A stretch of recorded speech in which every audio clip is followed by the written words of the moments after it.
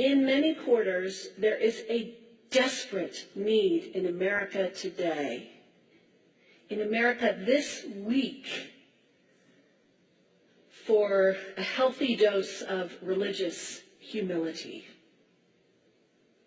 There are too many people getting too much face time on television who claim exalted status for Christianity and who are demeaning other faith traditions, particularly that of Islam.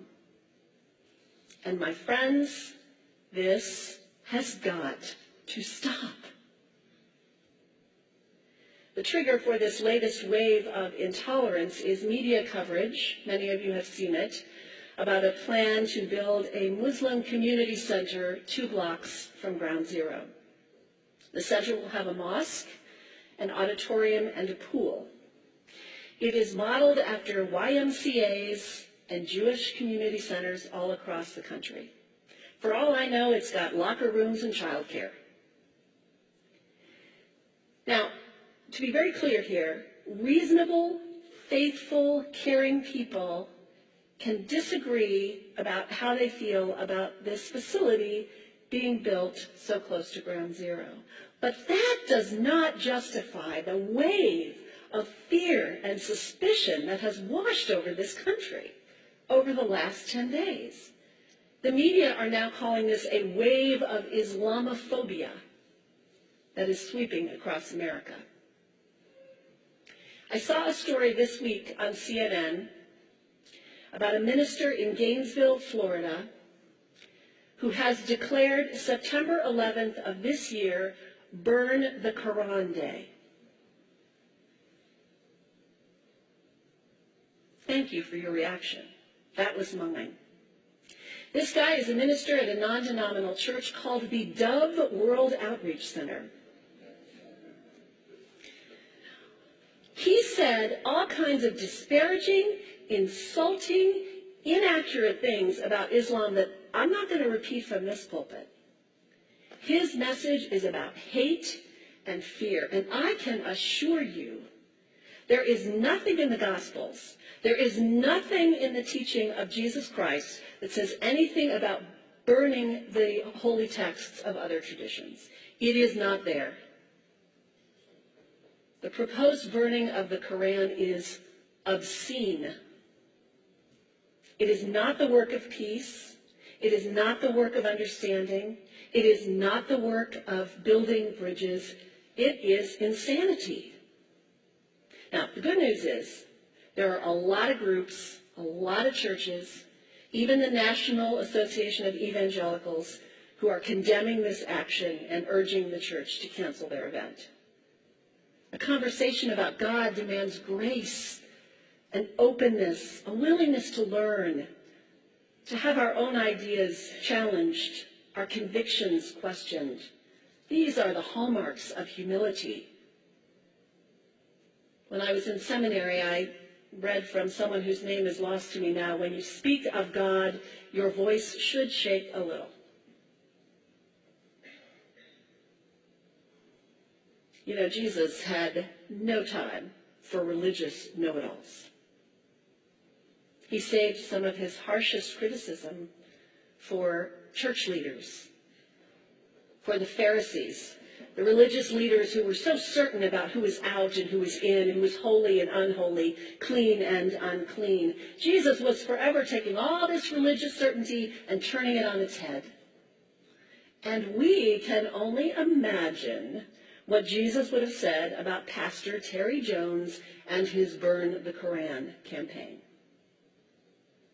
I think he would say, this has got to stop.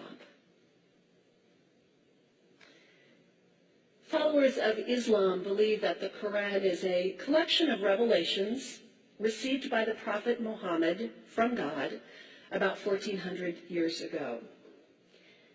They believe that Muhammad was the last of a series of prophets and teachers and messengers that included Adam, Moses, Jesus, Abraham, all names revered by us as well. The word Islam means peaceful surrender to the will of God. The Quran was written at a time when the Muslim people were being driven from their homes, persecuted, and killed. The Old Testament was written at a time when Jewish people were being driven from their homes, persecuted, and killed.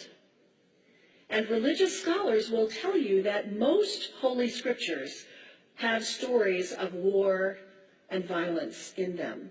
Throughout history, most faiths have used these texts to justify violence. And if there's anyone in this room at this moment who's thinking that I've got it wrong, after church today, pull out your Bible and look up Psalm 137. And you'll see that our own text has passages that can make us uncomfortable. But also, like the Bible, the predominant message of the Quran is of peace and care and loving God, justice, care for the neighbor, care for the stranger. In the Bible, we have thou shalt not kill. In the Quran, we have whoever kills another, surely he is killing all of humanity. And whoever saves the life of another, surely he saves the lives of all humanity.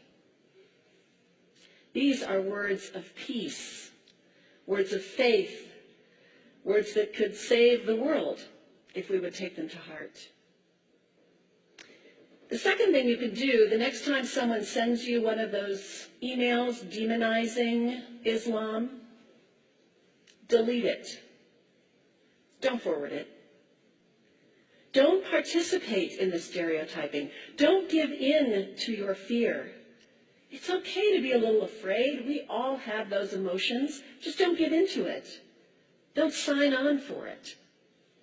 Don't focus on this tiny group of extremists who commit acts of violence. Focus on the hundreds of millions of Muslim people in the world who are people of faith, whose priorities and concerns and families are not so different from your own. And third, when you think of Muslim people, think of individuals. Think of the professor at Ohio State. Think of the engineer at Honda. Think of the teacher at the elementary school down the street. When you think of Muslim people, remember those who died on 9/11, not the hijackers. There was only a handful of them. Remember Mohammed Sunhami Hamandi. He was born in Pakistan. He came to the United States as a small child with his parents. He played high school football. He went to college. He became a part-time ambulance driver. He died, this Muslim young man, on 9/11, trying to rescue people and save lives. When you think of Muslim people, remember Mohammed Salahuddin Cloudhurry. He was a waiter at Windows on the World, which was at the top of the World Trade Center. He died that day.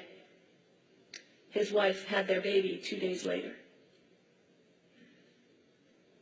When you think of Muslim people, remember Rama Salih. She was a woman, 28 years old. Her neighbors described her as fun and outgoing and generous.